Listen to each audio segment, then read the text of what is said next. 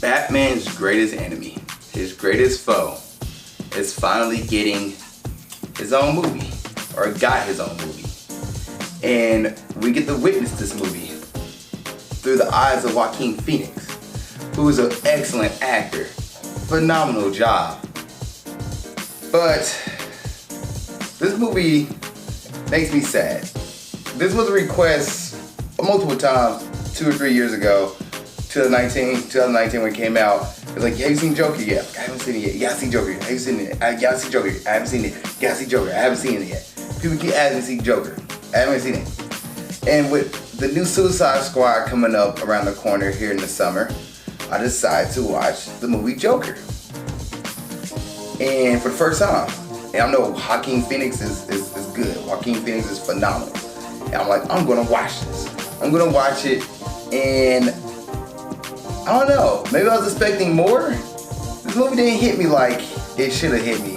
And on this episode of Movie Breakdowns, I'm gonna talk about it. What's up, world? Welcome to another episode of Movie Breakdowns. I'm your host, Ali Zakka.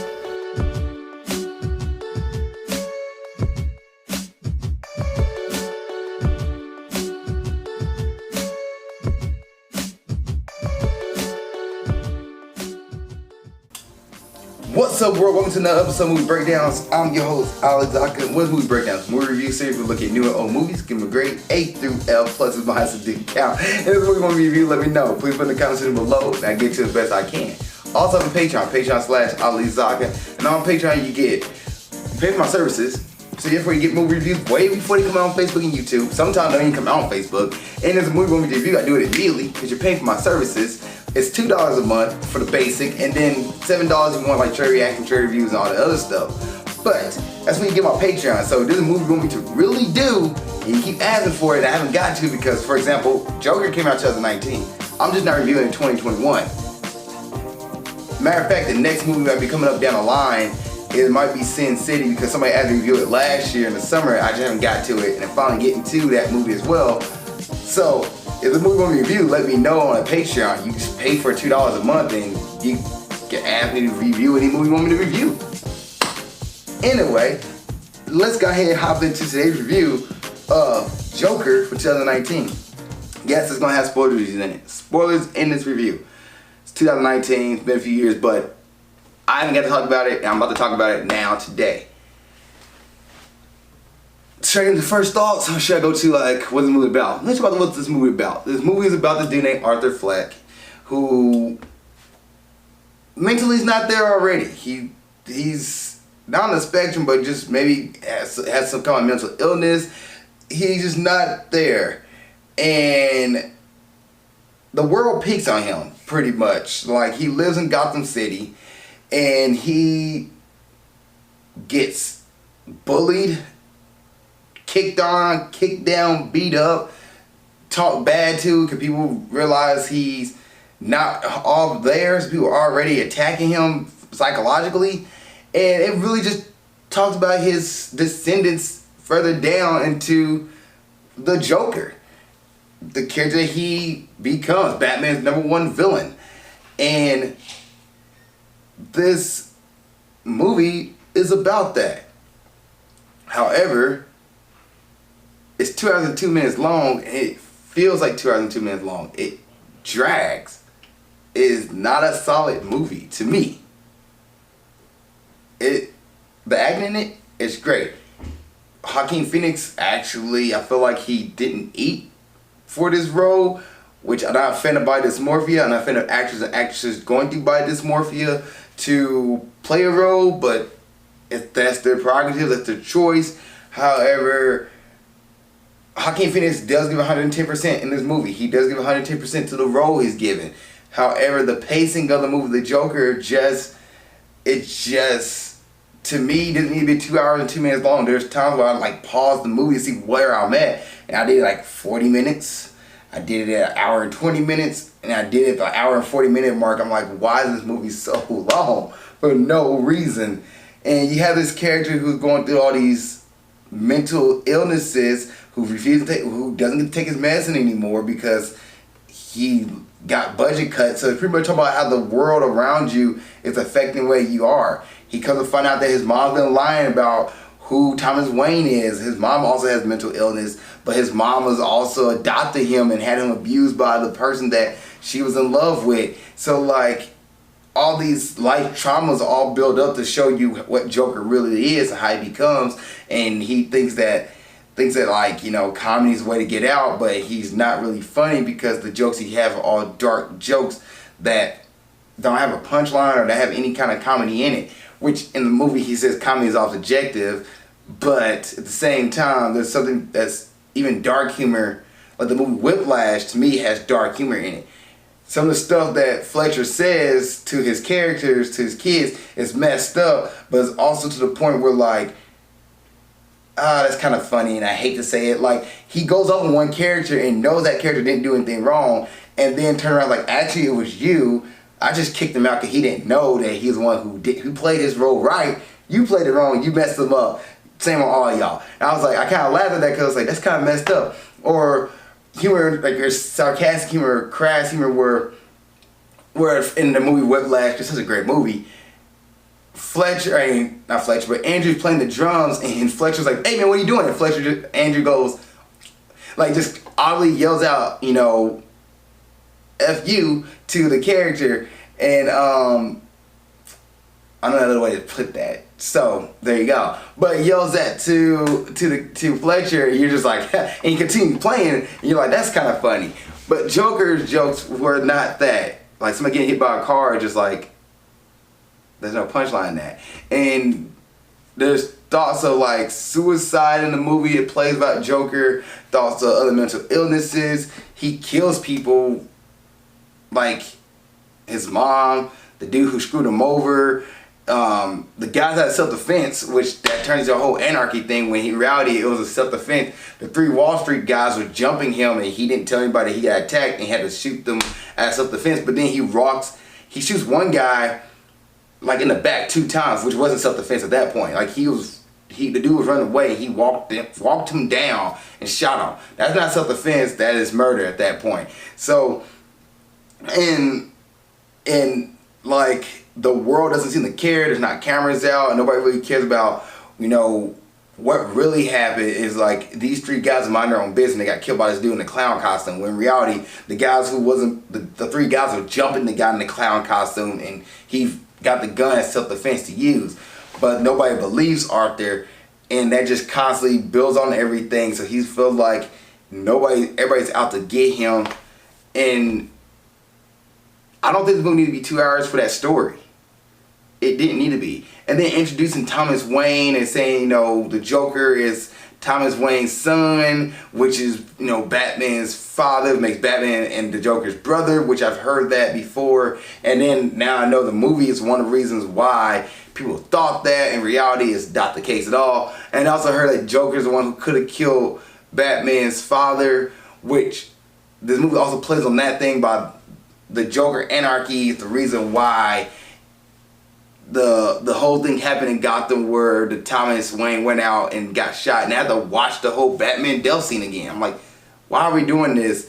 I've seen it like 4 different times in movies, and here we go one more time, just in case you don't know how Batman became Batman. I don't get it. And you'll think that like Bruce Wayne would remember the Joker at this point if all the events happen in these movies, but I'm not sure if this is part of like, you know, the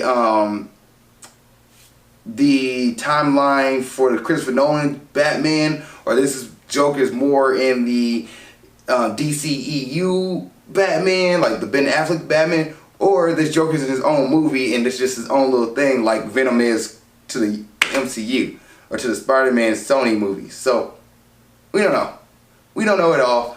But I will say this though, the movie's okay. It's fine. Like the acting, the music, the lighting is solid. Like you see like the movie's more of a dark kind of cast for lighting throughout the movie, and then towards the end it brightens up on the Joker, which is like him becoming himself. You know, himself is a psychotic killer, so it's not a good thing, but it's kind of a flip on the, I don't know, the flip on the story, because it's a story about a villain. So I guess it's him realizing that he is like villainous and he can do what he wants and it's his world, we're all just living in it, versus like the world being cruel to him. I don't know. That's just my take on it. But yeah, it's dry, long at certain points. Doesn't need to be. Doesn't need to be. Before I get into the cast, which is really one person I really think did a great job, but before I get into it, I do want to talk about the box office here. This movie budget was $55 million and it grossed worldwide $1 billion. Oh wow, that's 1 billion. It's a little more, like it's 1 billion.07, but it's $1 billion it made worldwide, and that's pretty good. Good for Joker. Good for Joker. The director is Todd Phillips. It's written by Todd Phillips, based on Bob Kane's character, and written by Scott Silver. I don't know. To be honest, it's long. Like, you know who the Joker is, you know how it's gonna play out, so it didn't need to be that long. Cast, Joaquin Phoenix, phenomenal, great job. He goes all in. He gives 110% to everything he does. Like, even the laugh, he does a great job with. You know, the laugh thing put him in like a condition, and he realized like it's not a condition. That's what she just told me, kind of thing, which is his mom. But he did a great job. He did a great job. Like, and at the end, I think he became more of like the Heath Ledger Joker, in a sense, the way his mannerisms changed, because throughout the movie he didn't really release himself like that. He was more of a kind of quiet, like mild-mannered person. I do like the whole Todd Phillips getting him like this whole reality of him being in love with a character and having that character that around, but in reality she wasn't there at all. I do like that mindset of it, or like him envisioning things which never really happened. He just going through the motions in his head. Robert De Niro character who played Morgan Franklin, he was cool. Wasn't really a big part in the movie, but he was cool. Zazie Beetz, who played Sophie Diamond, she was cool as well. I didn't know that's a girl from Deadpool too. I can't think of her name right now. She had the spot over her eye in Deadpool 2. And Domino. She's Domino in Deadpool 2. And then last but not least, Frances Conroy, who plays Penny. That's his mom, Joker's mom, and she was cool. She was cool. Now I guess if I wanted to talk about Thomas Wayne, who is played by Brett Cullen. He's Thomas Wayne. Also okay. To me, it was like the movie was long and they kept all these little things that I guess they thought comic book fans would enjoy, like, oh, Batman's getting, his father's getting killed again, his mom's getting killed again, we can see Batman's origin tale again. We know what Batman's origin tale. I've been completely happy knowing the Joker became the Joker without having all the Batman stuff in it. Like it just led up to, not the beginning of Batman, but just like led up to like Joker becoming that crime lord in the city. I've been okay with that, but no, we don't get that. We get the end of the movie where Joker's dancing on top of the cars, and he's in the mental ward at the end of the movie, and yeah. But in the last 10 minutes of the movie, where it's like it really picks up again, because most of it just like it drags out. You see this descent, and I guess it's supposed to be like a slow descent, but it's slow descent to Joker's psyche, and then the anarchy of Gotham taking over, with people getting tired of the gap between the rich and the poor getting bigger and bigger, and that whole situation, and they're looking at the Joker as a way to represent the poor, represent the people who the city looks down on, as a way to like release the anguish and anger and frustration. So they get behind this clown that the city sounds like he's a killer clown. And at this point, the Joker's not really much of anything yet. He's just an idea. And Arthur Flank takes on that mindset of the Joker and admits on live TV that he is the killer. It's okay. Music is fine. Music's fine. And last thoughts, don't really have much else to say. Is it a Friday night movie? Not really, no. In grading time, I'm going to grade Joker from 2019 a B. The reason I'm giving it a B, Joaquin Phoenix's acting is phenomenal. He does a great job. But the pacing of the movie is really long, dragged out. It doesn't need to be 2 hours and 2 minutes. It could have been an hour and 40 minutes and been perfectly fine. But other than that, lighting is solid. Everything else is cool.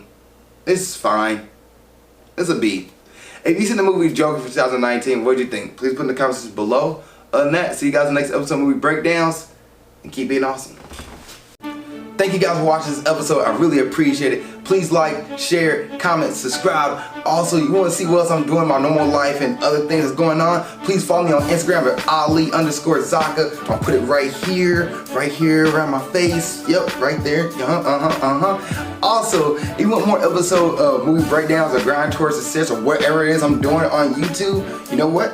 Follow my page right here, like I said before, the little comment thing right there, And then you can watch the last episode of Movie Breakdowns right here, and watch the last episode of Grind Towards Success right there. Other than that, thank you guys so much. I really appreciate y'all. See y'all next time.